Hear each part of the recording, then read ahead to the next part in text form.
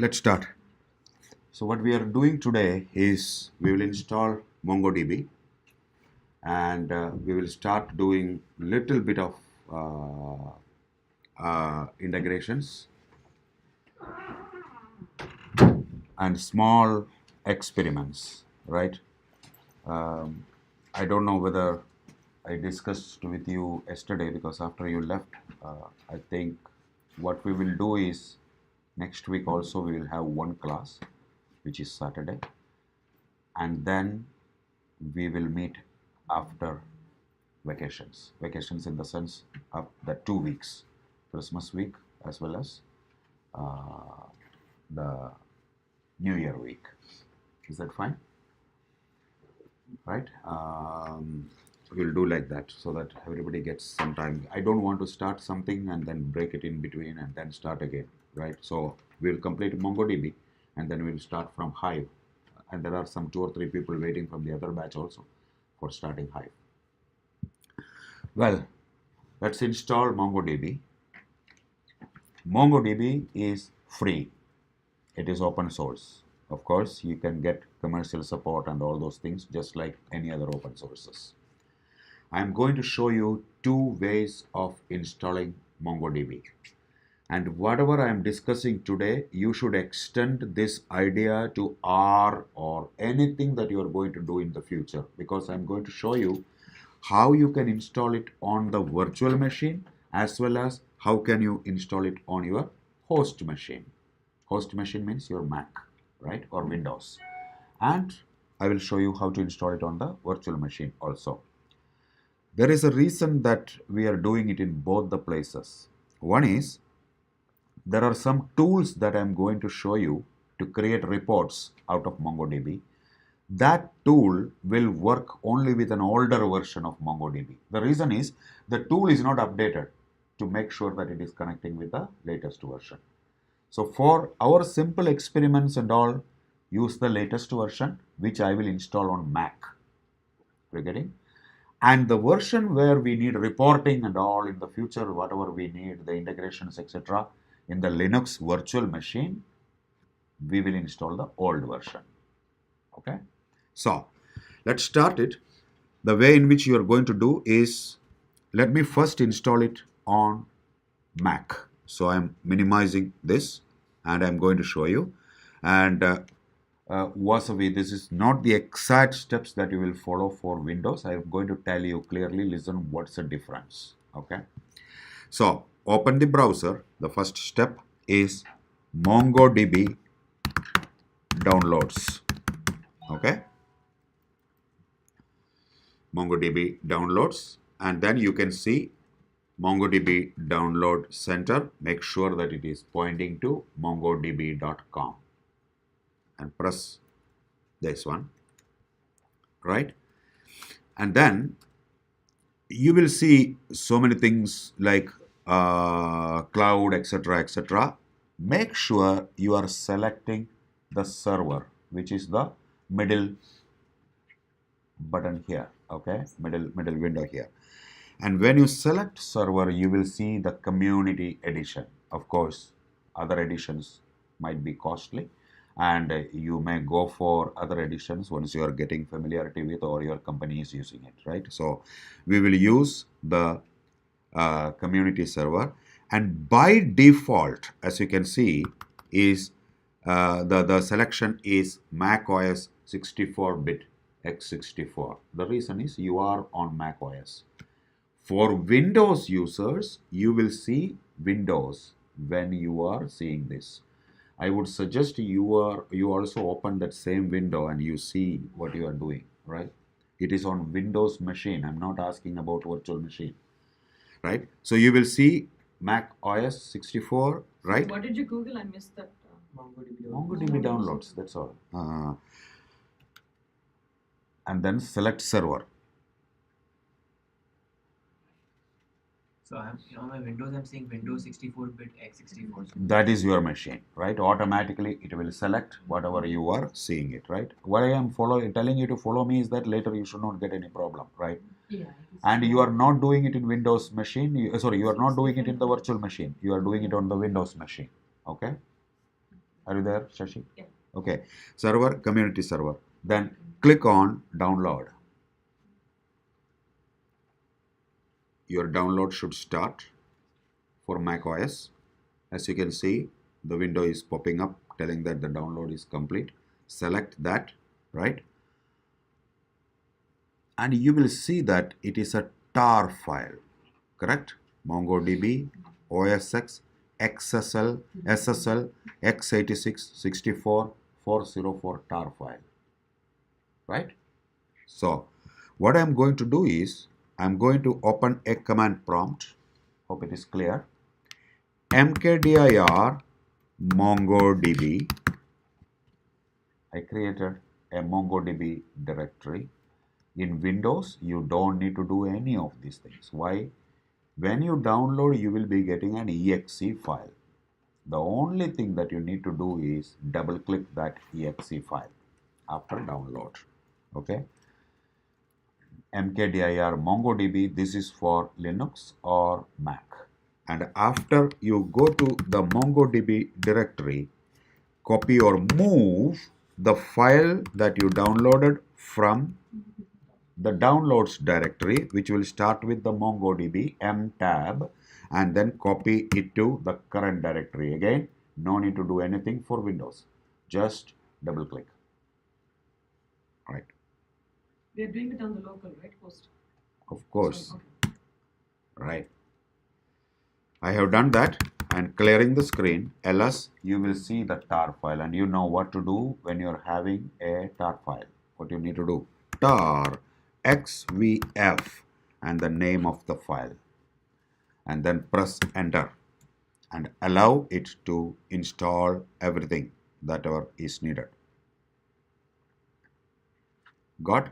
It's very simple. You can see that it got extracted now, right? And now clear the screen, and then if you look at ls, you will see two directories. One is of course your tar file. We don't need the tar file. rm minus rf star.tar. I am deleting that tar file, and to make sure that the directory name is very small, I am going to change the name of the directory, okay, as MongoDB 404. 404 is the name of the version in my system. See, look at that. You can see that the name of the version is MongoDB 404, which is available as the extension there, as you can see, right? So, and you don't need to do this thing in Windows as well, in Windows. So 404 is the name of the version. So I just call it as MongoDB 404, right? Press enter. And now you have got a MongoDB 404 directory within MongoDB directory, correct? Please don't forget where you are. You are inside MongoDB, and inside the MongoDB you have MongoDB 404 directory. Now I'm clearing the screen, okay?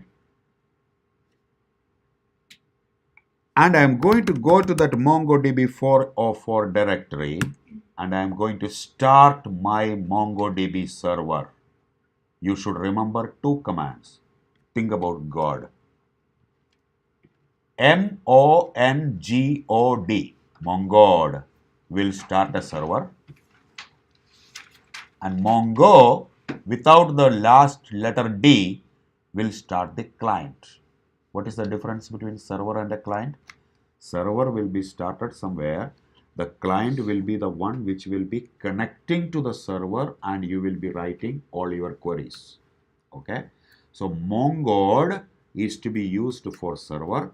Mongo is used for client. Okay. I am going to start Mongod.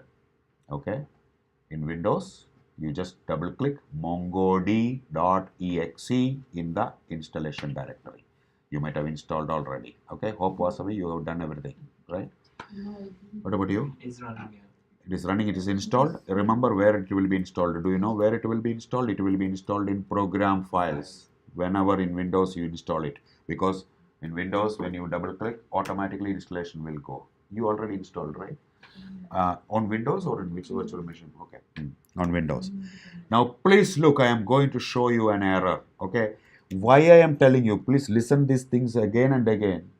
Why I am telling you that you are getting an error is because tomorrow I will not be there. You will be installing some new version. You will be installing some tools. In a new company, they will tell you that please install this. You should know how to see the error message and correct it. So please look what will happen when I run Mongo D.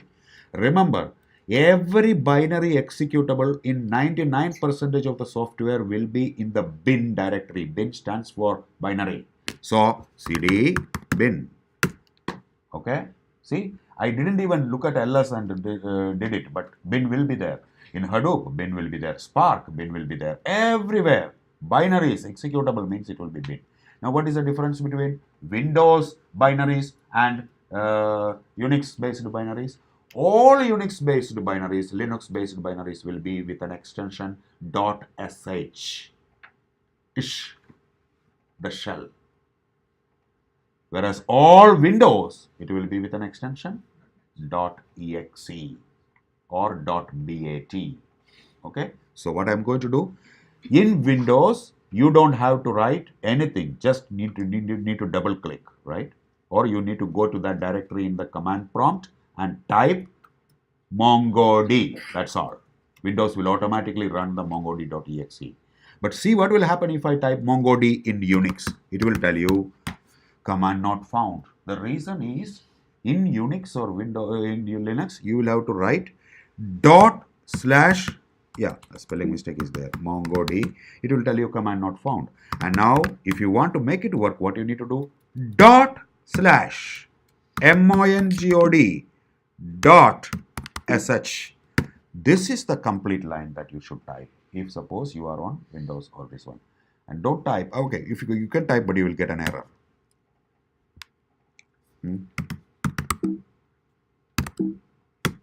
Sorry, only .mongod. Automatically that sh is being taken. Okay, look at that. You got an error. I should not get that command prompt again. If I am getting that command prompt, that means that something executed failed and that command prompt is coming in. Now you have to read. It is not, nobody will be there to tell you why to correct it. And when you read, you will see. What is that you are going to see? MongoD is running, DB version, OS, exception, /data/DB not found. What does that mean? What is the basic thing that is needed for any database to work? It needs some space to store the data. You installed everything. And by default, MongoDB will look at /data/DB and it is not there. That is the error that you are getting. That's why read the error message. Okay. So what I need to do? I need to create /data/DB. Be very careful about the directory name. Again, these are the places where the mistake is coming in. /data/DB not found. That is error. And immediately, if you are going and doing mkdir data/DB wrong.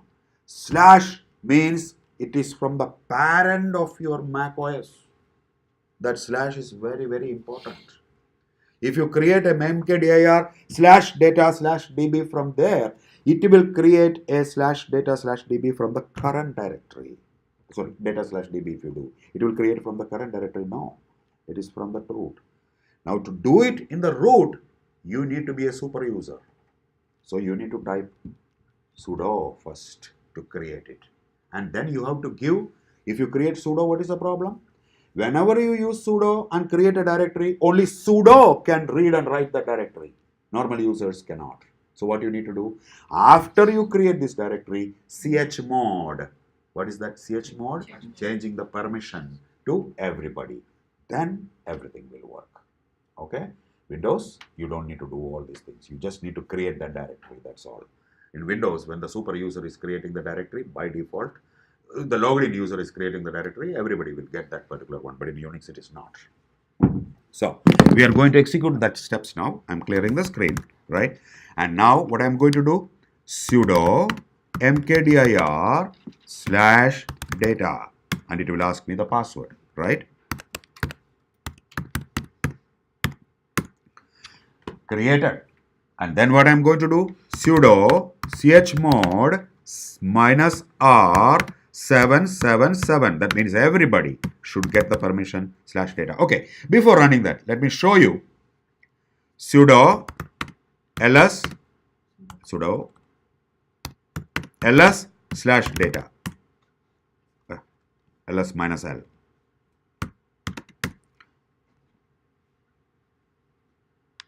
Sudo, let me do one thing. Let me go to cd/data and then ls. How should do? Sudo, what is the command? Sudo ls minus l. Okay, slash. Yeah, very good. Slash. And you look at the data directory that is there. There is the data directory. See, it is sudo. That means sudo has got all the permissions.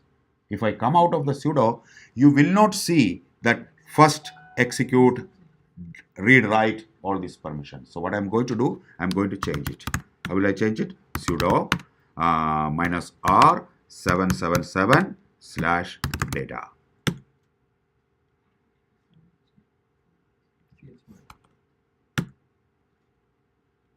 Sorry, chmod, correct. Sudo chmod minus r 777/data.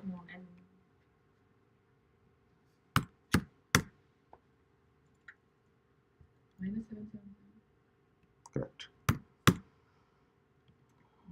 Minus r 777, or I think it is no need of minus r. Chmod minus 777 data. No.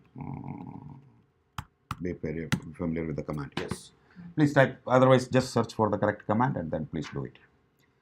Now, let us do a sudo ls minus l slash, and then you look at the data.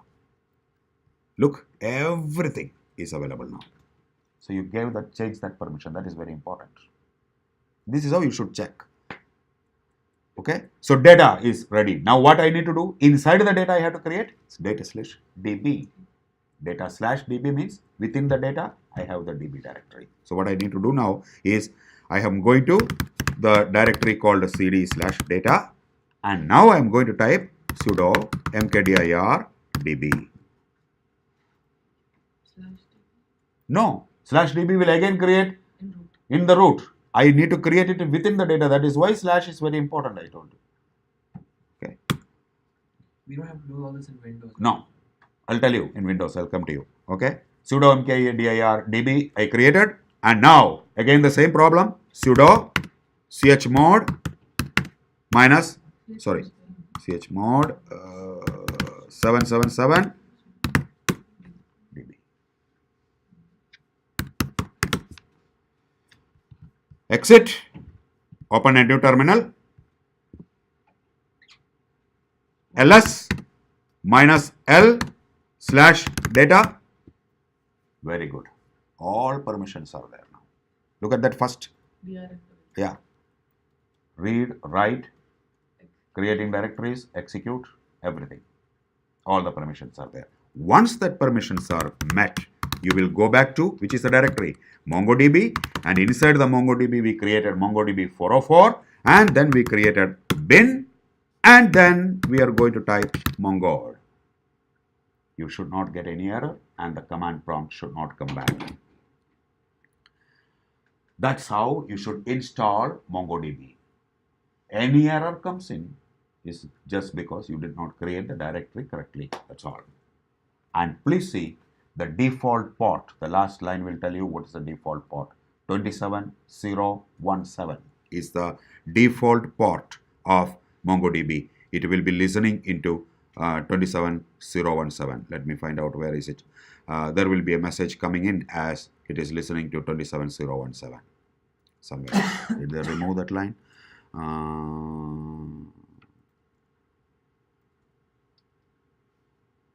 Somewhere you should see if they have not removed it. In the older versions they used to type 27, so listening on 27017. Anyway, that message is not there, but please note down 27017, 5 digits is the port, default port. 27017. Every database has got a port. If you want to write, please write. Oracle 1521 is the default port. MySQL 3306 is the default port. Hadoop, name node or data node. What is the port?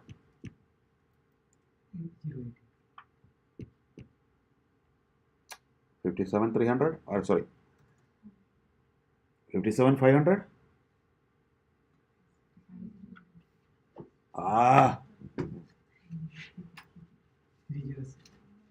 No, 5 local. Name node, yeah. 507 007. 57300, I think. Is it 57300? Can you go to your virtual machine and type localhost 57300 and see? 50070. 50070. I always get that support. Okay, what is your yarn? What?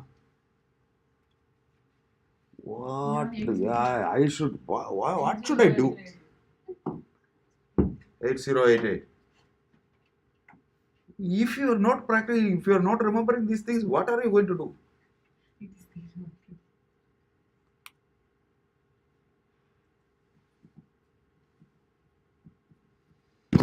Right, and similarly, Mongo DB.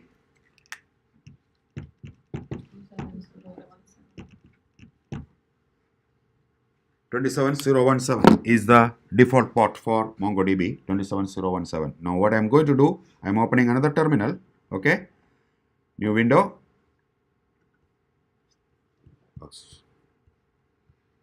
Terminal preferences, make it bigger and make it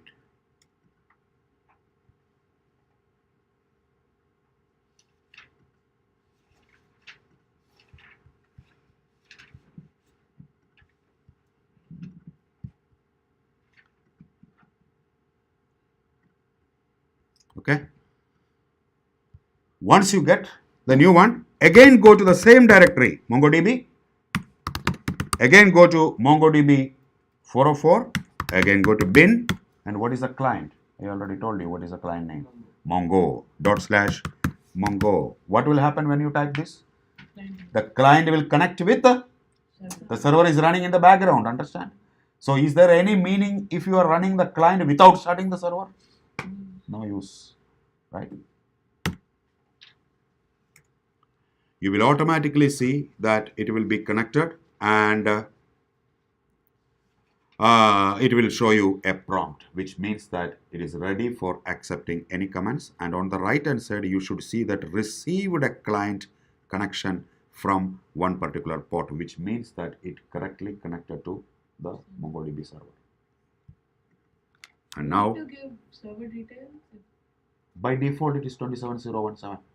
Of course, if you are having a different server, you will give -- server and all those things. Just look at the help. There will be command line options. Even you can start MongoDB server without 27017, your own port. You can use, instead of /data/db, your own data directory. All that options are there. I'm telling about all defaults. Right?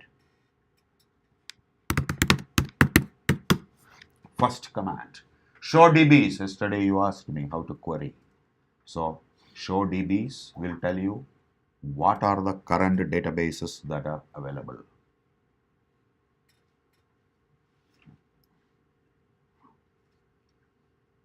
Okay. So I'm pausing it here and I will make sure that the Windows users are getting it running before we are continuing. So 1 minute.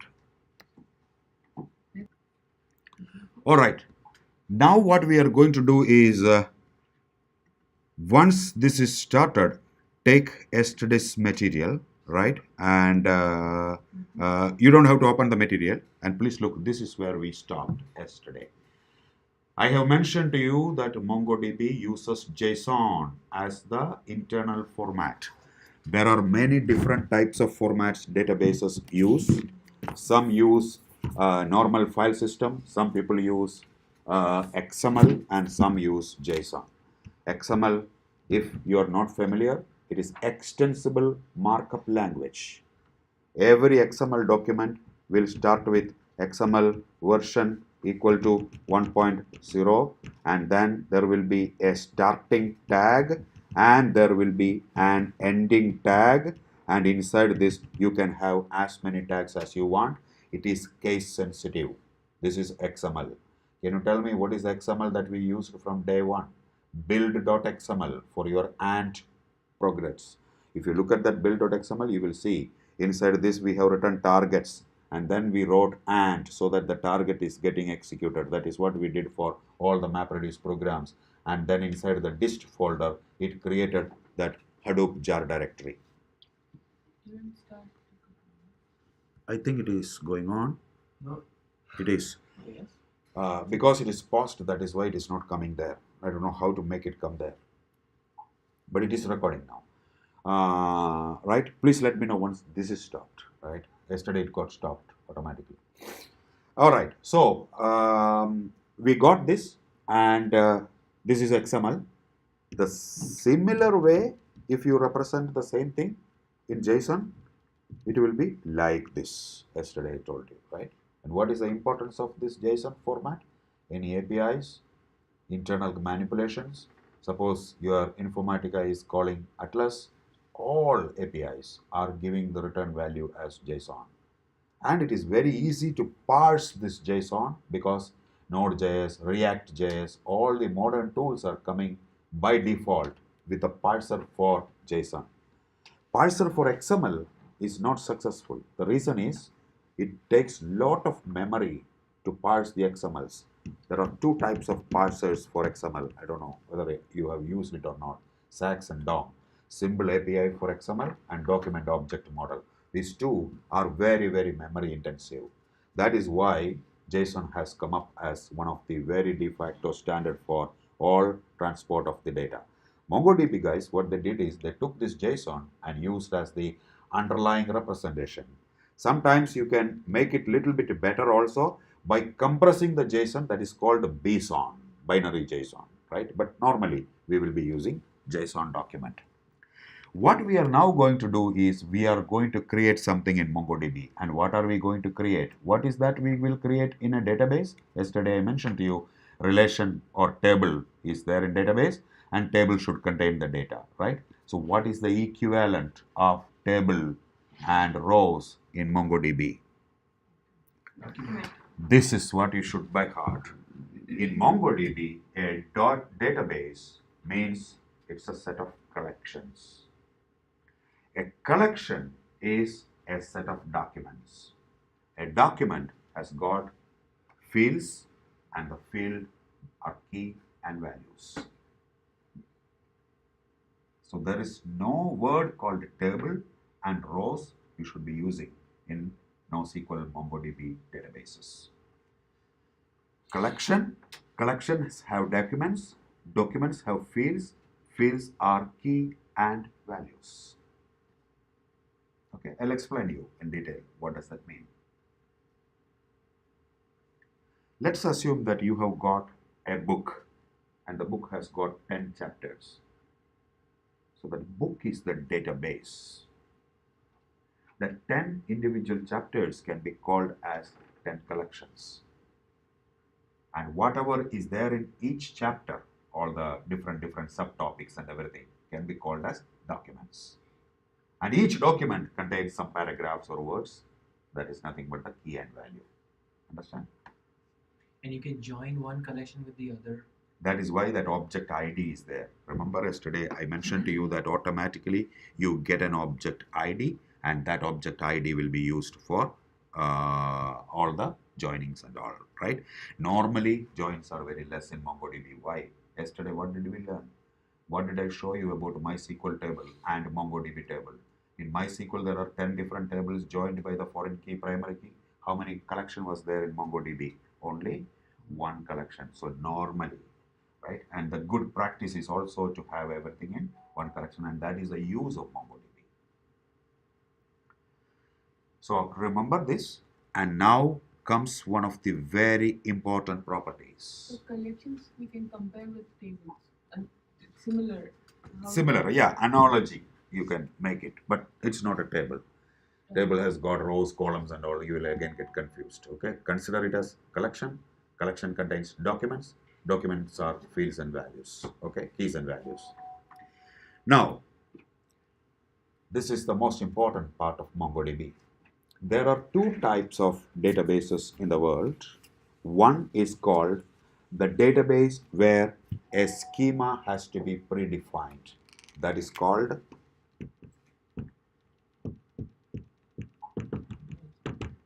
very important term. Schema and write. What is the meaning of schema and write? Can you ever create some data in Oracle or MySQL without creating a table? Not possible. You have to tell what is your metadata, correct? Create table ABC and you will tell what is the type of the column and then you will do an insert statement. All right?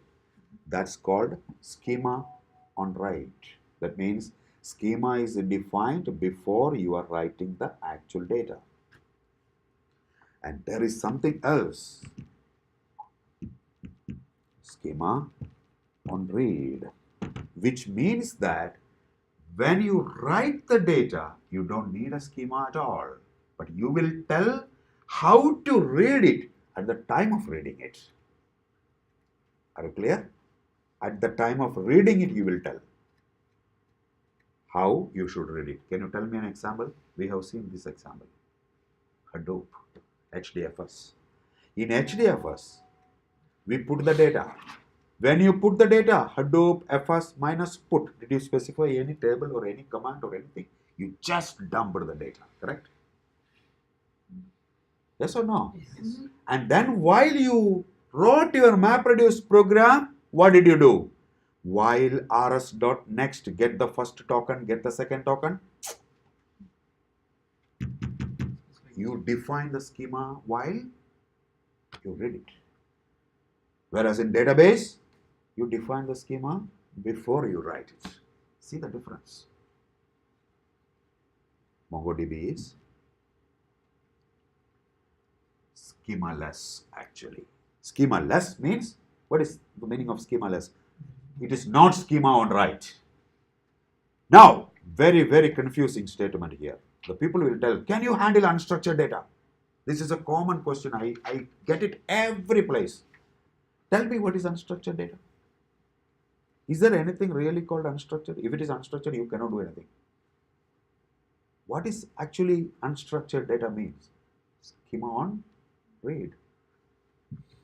If you cannot do schema on read, then what is the use of that unstructured data? You can't do anything, right? Are you getting me? So everything has got a structure. There is nothing in the world actually called what? Unstructured data. People are telling, okay, unstructured, semi-structured, I can handle MPEG images, unstructured. Okay, MPEG images is unstructured, you put it in the Hadoop, what you will do now? How will you write a MapReduce program now? You need an MPEG parser, right? You need a PDF parser to read a PDF document, right? What is that PDF parser? You're telling the schema how to do it. Otherwise, it is useless. That is why one time in Teradata CEO, when I was hearing the presentation, he told that there is nothing called unstructured. Oh, you can call it as semi-structured. Maximum. Excel is a semi-structured document. Why? In Excel, Priyanka can put 3 columns, Krishna can put 10 columns, Shashi can put 20 columns. Whatever you put, it will take. But when you read it, you will define which column you want, correct? That's what semi-structured But means. schema on read is a little confusing because when you created the document DB, right? At that time itself, right? The schema got defined, right? No, where is it defined? That is what I am asking. When you are putting Hadoop fs minus put twinkle twinkle little star, where is the schema No, defined? but in this example, Not this example. Tell me about Hadoop.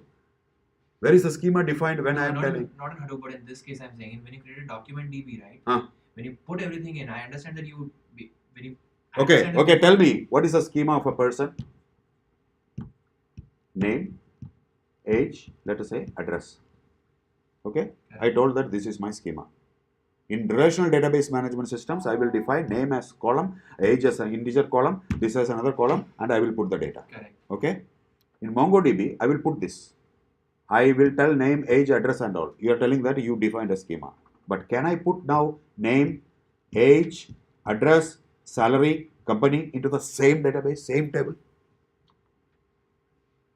It is possible. What does that mean? Is your schema fixed or not fixed? I got that, Ravi. But what I'm saying is, you didn't have to read it before the schema was. That is schema on read. You don't have to define a schema. I'm going to tell you an example. So think about the difference within, you think about database and the new analogy. Okay, it is the relationship is to be compared between databases and the normal, the way of dealing with this type of data. In databases, you tell name, age, address. I can't do anything when there is a company and anything is coming unless I change the schema of the table. I have to tell that add column this thing, add column this thing, right? So we'll define the structure as we read the data. Yeah, correct. Can you delete a column after you create it in a database? Show me how to do it. Impossible. It's not possible. You can alter the column. You cannot delete the column. You can add the column. You cannot delete the column. Schema is fixed. And all your programs will read depending upon what schema you have defined. Right? Now, look at MongoDB, how the things are different. So all these production issues, right, where they say this is the file format and we have some. All will go away. All will go away. I'm going to tell you some examples for that. Look at this.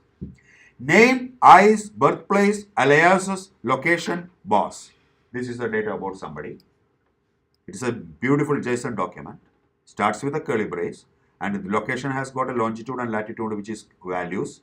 Aliases has got an array because this particular person can be called as Bill or Lasciaso or something like that. Right? All these are the data that is available. I put this into a collection. Are you getting me?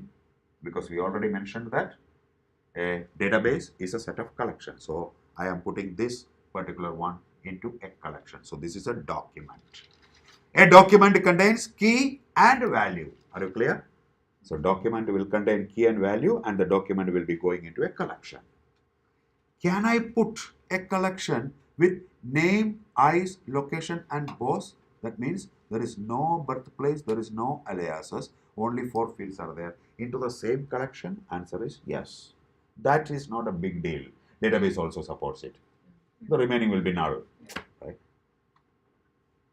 If you keep the extra one, then. Name and hat, which is not there in this particular one.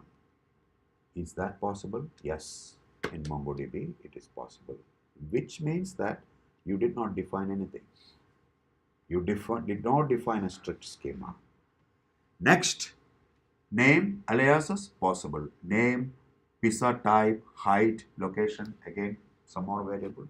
That is also possible. Now you tell me what is the application of this. What can you do with it? So while in my previous job, we are asked to create a technology catalog. Citibank was having thousands of applications. Some are web applications, some are back-end applications, some are script jobs, some are database applications, some are big data applications. Tell me, is there anything that is very, very common between a web application and a big data application? May not be, correct? A web application has got an application server. Web application has got a browser-based access. A web application has got a database. It will follow MVC architecture, model view controller architecture. That is a web application. Big data application, there is data ingestion, there is MapReduce, there is Hadoop file system involved, there is output involved. Completely different, right? If I am thinking that I should store the complete technology catalog of a bank in a database, tell me what is the table that I should create then? Should I create a table with web application details, or should I create a table with a big data application details? Or should I create 1,000 different types of tables with 1,000 different types of applications and then create a join ID and then create a normal form so that nobody understands? What is the answer? Use a collection. This is a web application collection, a document. This is a big data document. This is a backend document. This is a document. Everything has got different attributes. No problem. MongoDB will take everything. We used MongoDB. Perfect example. Second, why MongoDB is relevant in healthcare? Is the details about X-ray same as the details about a surgery? Is the details about the surgery same as the details about a person who is having some other problem? Different varieties of insurances, different varieties of problems, different varieties of the persons, right? Age differences, etc. I need a mechanism by which I don't want to stick to a schema. Question. So the name is Will, right? It's a character. So does it matter if it's a character or a number? Let's say I give my name as 1, 2, 3. No problem. Will it still take it numeric Yeah, values? it will take it. It is not that. That you will do in your retrieval. You will ask about all security, data quality and all those kind of things. That is separate. But storage, do anything. Now, if you ask name equal to 1, 2, 3, name equal to this one, database also will take it. Unless you are telling that it is varchar or integer. Right? But that strict type is not there. The moment you tell strict typing, you go with your database. Period. So you dump everything and then do quality. Yes. At the time of what did you do in MapReduce? Yeah. We are in big data. What did you do in MapReduce? Just tell me. Did you check what is the data type? And you didn't accomplish anything? But there will be so many quality issues, right? Which one? If you use this kind of. Why? Why can't at the time of ingestion you can do that particular quality checks in your ELT or ETL process? Okay. So if it's schema on read, right, Ravi, then does it impact the performance as compared to RDBMS? It There's will. an extra step. It will. It will. It is not. What did I tell you about NoSQL databases? CAP theorem. What does CAP theorem say? Consistency and availability. Which one you want? Availability you want. It is not your performance. But I assume we need to have more knowledge on data rather than the RDBMS, right? Ravi? No? We need Why? to have more understanding of data. We don't need to, right? Why? No. So in order to read it, right, we need to have understanding, right, of what we are trying to read. So in the database you don't need to know that? Yeah. But it's the same. It's almost the same. So once a collection of data is there, can we get the list of columns? List of fields? We'll see all those things. Is there any other downside other than performance with this? With Scale is a problem. Scale means a lot of data. Yeah, a lot, right? Normally, in 1 terabyte, near to that particular one, I think there should not be a problem. But when you scale to hundreds and thousands of servers, scalability is one of the problems that is being noticed at some places. Maybe with commercial support and all that can be overridden. So let's say we are receiving a file from vendor, right? Usually there are a lot of issues with what they send us. Right. So with this, we are pretty much taking any junk they send us. Because But we are why- able to read it. why Of didn't course, you- we'll do quality checks later. So If at all we don't take it, right? So let me tell you an example. So my first project, as I mentioned to you some time back also, is there are 4 providers sending me 4 types of files. And I need to store it in MongoDB. That's what I did first. NFL. A Spark program reads the data. And the data contains so many chunks. I did all my checks in my Spark program. Because using Scala, the programming language, I did the name length check, the fixed length check, the data type check and everything. And then I just wrote one line, save as to MongoDB. Now you tell me, that is how you should be, either at the ingestion side or at the reading type. Right? What you will do in database? You tell me, all these questions, are they not applicable in the database? In the database, I am storing a provider file. What did you do to avoid the junks? I'm at least with, let's say, SSN, right? I will not take a name for SSN. Like, I would be at least strict in saying that SSN is a number. You can't send Where me are you saying it? I mean, it In won't the have my ingestion program, in the ETL, right? Yeah, I mean, my program will fail while uploading. I mean, taking Because in the program you have written that yes, code, right? Yeah. And so where are you going to write that code is what I'm asking. It's the same. It's exactly the You same. take it and then while loading it, so you still have to load it into a structured database. Why? But I think Ravi, what she's There is a provider file coming in. Okay, let me just tell you. This is a provider, and the provider is sending a file, and let Three us say different files, right? Sapphire or NASCO or something. You call it as whatever you want, right? And I want to store it into Oracle. Tell me what is the process today if you want to do this. We create a schema in Oracle, Okay? which defines varchar numeric or something. Okay. And then we load the data. So what is her point? So what no, Let's say SSN, they're sending me junk nulls or something, and I don't want to take the file because it is nulls today. And I will send them that, hey, my program is failing. So where is that checking the null? At the time of At the time of? I'll get the SFTP. It's there. At the time of loading into At the tables. time, please be specific. At the time of who is loading it? Is your ETL program loading it? Yeah. Abinishio, right? Yes. Very good. That's what I want. Okay. Now Abinishio will check all the things and will load into database. Am I right? It won't. It will fail, literally. It will fail. Beautiful. Because I predefined the Okay. table. Now what is the only change that I'm making? But that is Oracle has got all the Wait. constraints and all, right, Ravi? That is a very simple thing. In one line, I will do it in Abinishio. But there's an extra step over that you can, even if you have something. Are you worried about that extra step or are you worried about the No, schemaless storage? Wait. Let us look at the pros and cons. Yeah. Are you worried about that extra step or are you worried about tomorrow another new file is coming in and I have to change the schema? Which one you are worried about? And got the answer? Huh? By this approach, you will do only one type of file. Only one type of file where all the things are hard-coded. Tomorrow, 1,000 different files are coming from 1,000 different people with 1,000 different attributes. How many Ab initio programs are going to be changed? How many people are going to work? How many people are going to be tested? No, I like the flexibility, definitely, because providers are So, sending in different formats. what I'm telling you is whatever checks that you are doing, maybe some additional checks you may need to, just add it into this one and then store it into Mongo DB. That's all. So nothing is getting eliminated or getting added there, but you get ultimate flexibility here. You will still do the checks, but you won't Absolutely. reject. Yeah. Who told that I will stop ETL? I told my representation is different. That's all. We are not doing any value add into the existing ETL processes. Clear?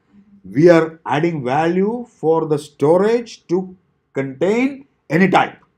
Okay. So, what is the use case?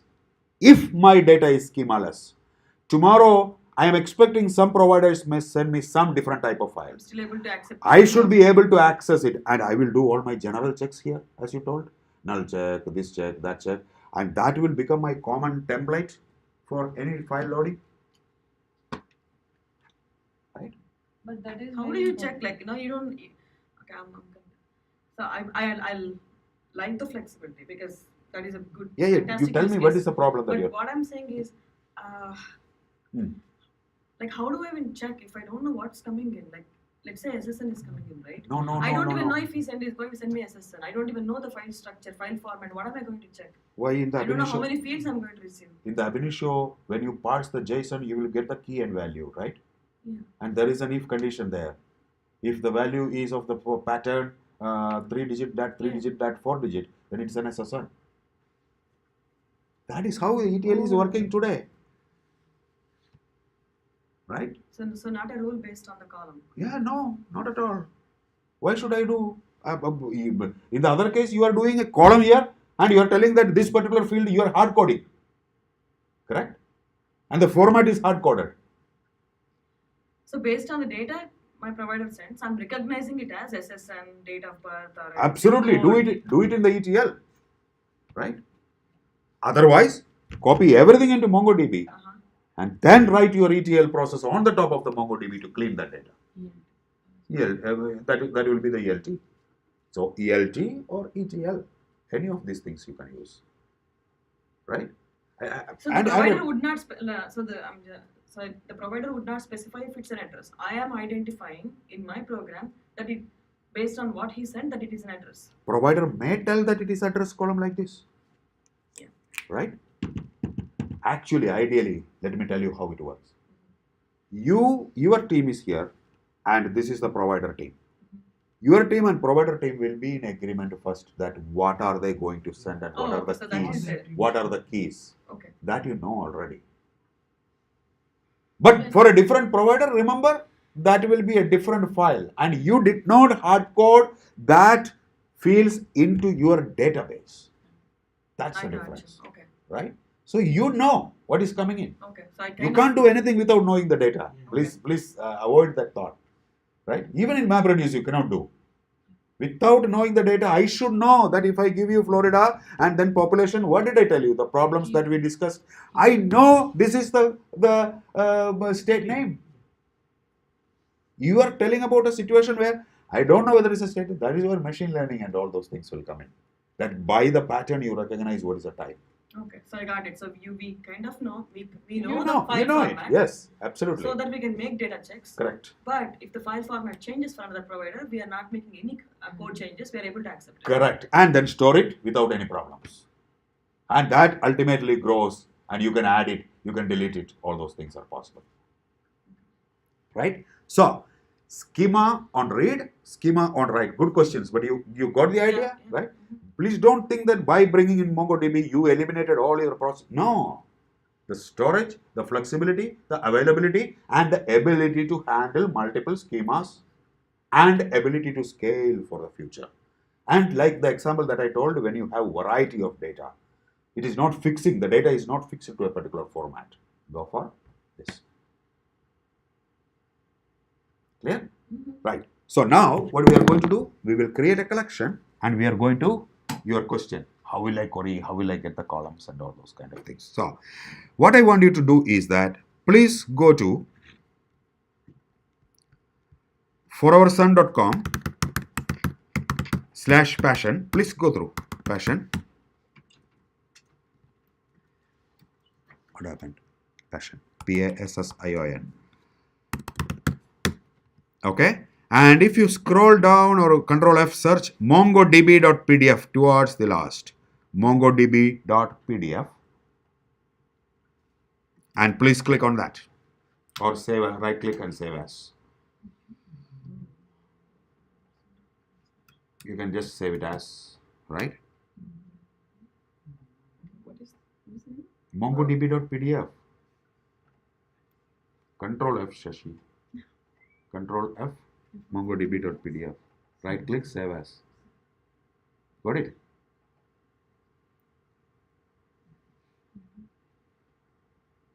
Yes?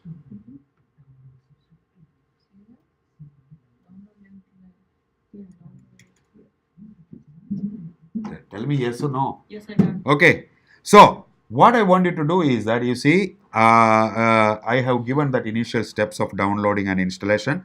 Remember, I did not tell you about the data, I did not mention about that /data/db in this document, but you know what to do, right? And when you come down, you will see that there is a first question, step 2, creating a database and inserting records, okay? And please look at what we are going to do and first listen before you are jumping into the queries. We are going to create a database, okay? Normally, you don't have to create a database by yourself. You can just type your command and you can start doing it. How will you do that? Go to the screen. Use bytes. Look at that. Switch to DB bytes. You did not create. Please don't type a command. Create database. That is the difference between your normal databases and this one. So when you write use bytes, it is automatically giving you bytes as a DB. Okay. So which is like Ready brand new bytes. Correct. We type show DBs now. Show bytes. Very good. So show DBs. Empty. Right. So you created a switch to DB bytes and you are inside bytes now. And what I'm going to do is go to the PDF document and I'm going to type this particular command. Actually, it will a little bit confuse you. DB name and collection name are same here. What is the collection name? Can you guess? DB dot bytes dot insert. What is the collection name? Bytes is the collection name as well. I should have told you that create a DB called ABC. Then ABC is your database. Bytes is your collection. Please listen and get it very clear. What is Mongo DB? Mongo DB has got DBs and inside the DB you have collections and inside the collection you have documents and the document is nothing but a key and value. Clear? DB, whenever you type in MongoDB, stands for current database. Current database. Whenever I type DB, this current database. So, if I type use ABC, what does that mean? Current database name is? ABC. Now I am typing db dot bytes dot insert blah blah blah blah blah blah. What does this mean? What is the current database name? ABC. And in ABC, what is the collection name? Bytes. Bytes. And in the bytes, you are inserting a document. And that document will contain internally key and values. Clear? Okay. So again, go back here. If this is the query, what is the DB? Current DB is whatever it is you created, ABC or PQR. This is the collection name, bytes. Dot insert. Insert contains a document, and that document internally contains key values arrays. Collection should always be bytes or? No, anything. So instead of this, suppose you are writing db dot passion insert, then passion is the byte. What I am saying you is that you don't explicitly write a create statement for creating a collection and all. When you write db dot, it will automatically do it. Okay. We usually write create table, right? We don't have to. We can just type.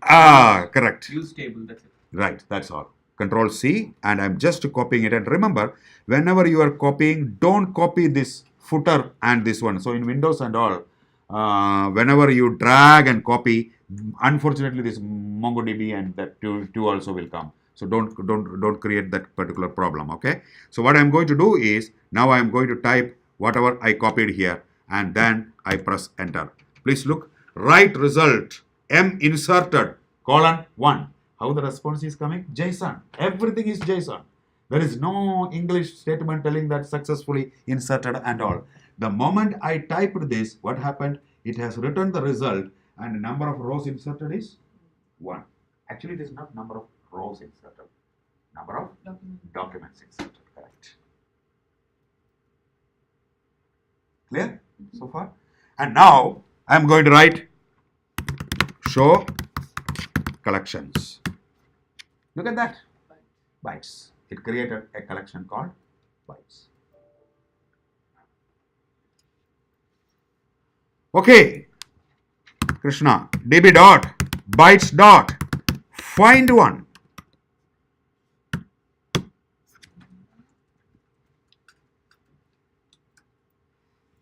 db dot bytes dot find one. Only one is there, right? So 1. And please look the question that Vatsal has asked. Who added this? Automatically, MongoDB adds it for everything that you created unless you specify. Find one is any one object. Select. Correct. Count one. Count 1. Not count 1. Select one of the elements where row num equal to 1. Particular record if you want to. Okay. select. So complete that exercises which is there till the page 12 by the next class. All the questions at next class you are going to tell me how to find all the things. 12 pages, okay? And be very careful, I have given all the data there. Now listen, some typo is there in some of the commands, but you look at the screenshot at the end of each every command, that is the correct one. From the screenshot, you cannot copy Vasuvashu. From the screenshot, it's the image, right? You cannot copy. So be careful. Look at the screenshot and see what is the command. See if you are getting an error. Okay? So you should do it very, very carefully and go up to page 12. What is page 12? Let me just check one. I think it is page 12. Page 11. Yes. Conditional operators. No, not page 12. Page 13. Page 14. Yes. Until step 9. Actually, I wanted to tell you that in the next class, but step 9 tells you why I am teaching it in the big data. What is step 9? That means you can write a MapReduce on Mongo DB without any Java or anything like that. And is there anybody doing it in our companies and all? Nobody even knows that there is MapReduce on that. That is the actual use of Mongo DB. People don't use it at all. Oh, are you happy with this particular command line typing? Sure? If not, actually, you should type it first and then only you should do it. Please do typing first, okay? Using the client and this one. And once you are familiar with that, okay? Mahesh, don't do it on the first day itself. Download Robo 3T, which is available in the shop IT as well. Robo 3T. 3T. And press enter. Formerly, this particular product was called as Robo Mongo. And this is now called it as Robo 3T. Anybody can apply and get it installed onto your machine. I am going to click on that, Robo 3T. And yeah, this is enough. I don't need a studio.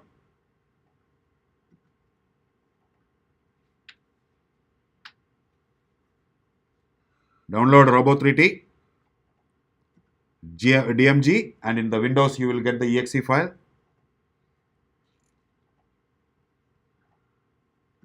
Wait until it is complete and then double click.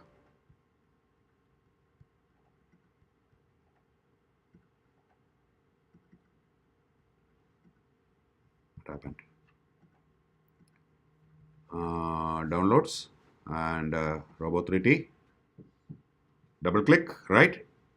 And remember, my server is still running, and I am dragging it to the applications. Good. And then search for Robo 3T. Press enter. Click OK.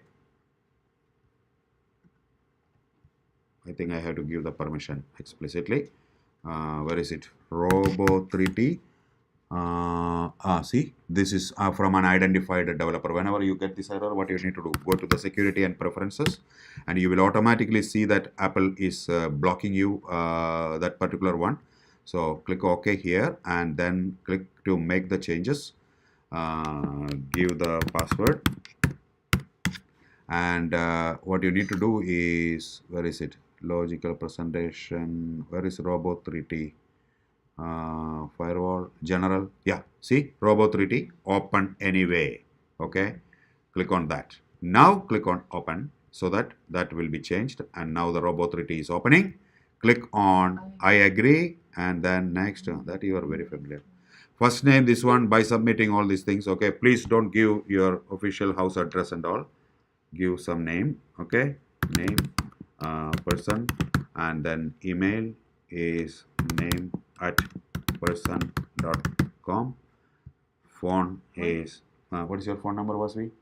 904 904 904.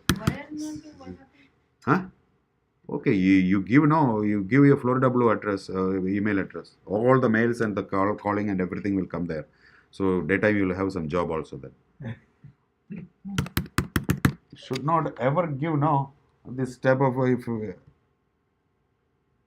and then finish. It is telling this window, and I am going to go here, file, I am going to create a connection. So click on create, and I am going to give a connection. Okay, Bipin Mongo. Okay, begin Mango. Bipin Mango is the connection name. By default, localhost and 27017 is selected, and my server is running. Click on save and click on connect, and you got system, and your bytes is here. And you double click that bytes, inside the bytes, you have the collection, and then bytes is the name of the collection, and you see there is one field available, arrow key, all the fields are available. You got a beautiful UI.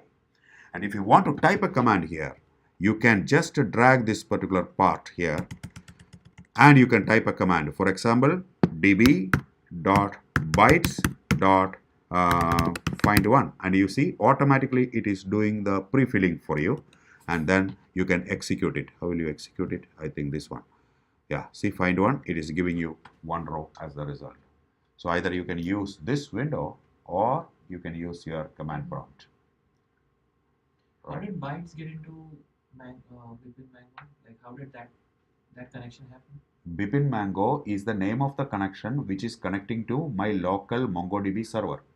And in my local MongoDB server, I already created a database called bytes and collection called bytes. That's why I told Krishna, no, a little bit confusing it is. I should have created ABC. Please look at the left hand side on the top. System bytes config. What are they? They are databases. Because I created use bytes by unnecessarily. And inside this database, you have got the collection, and that collection name db.bytes is the collection name that you have. Clear? Mm-hmm. So up to step 9, and the next class will finish how to do a map reduce and how to create a report from MongoDB. And by any chance, can we have it in the weekday for next week? Oh, you want to have weekday? Krishna and I going are on going to Thursday. have a convocation on Friday. Thursday. Thursday. We'll record. Yeah.